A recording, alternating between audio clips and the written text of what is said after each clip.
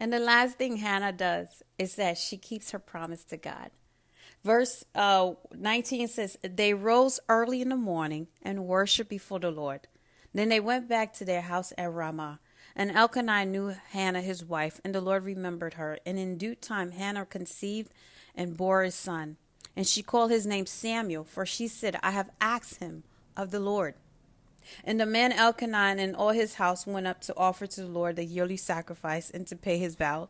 But Hannah did not go up, for she said to her husband, as soon as the child is weaned, I will bring him, that he may appear in the presence of the Lord and abide there forever. Elkanah, her husband, said to her, do what seems best to you. Wait until you have weaned him. Only may the Lord establish his word. So the woman remained and nursed her son until she weaned him.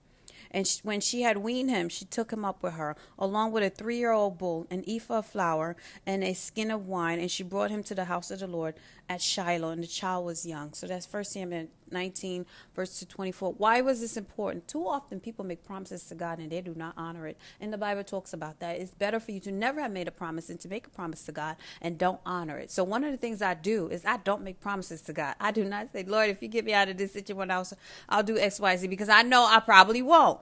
And I don't want to build that kind of relationship where God knows my heart and God knows, Barbara, you're lying. You're not going to do that.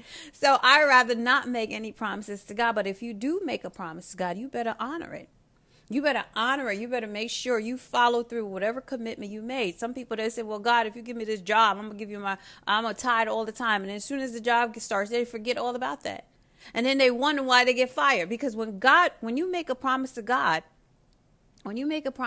God expects you to pay it. God expects you to pay it. So if you don't pay it, guess what? You forfeit that promise. Then that contract we just agreed on is void.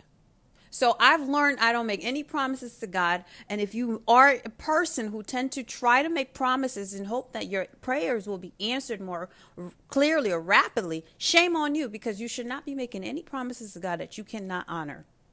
You should not be saying, God, I will do this. I will do that. I promise to honor or obey my husband. And as soon as you get married, you're disrespecting the man. I tell you, God will not be mocked.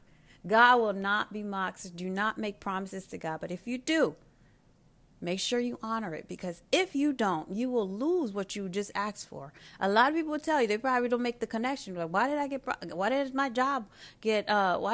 job? Because you made a promise to God and you did not honor it. God is not a man that he should lie. But guess what? You should not lie to God. So don't go around making promises that you cannot keep or you have no intention to keep, because you will pay for that. Okay. That's my warning. Thanks for watching. Bye.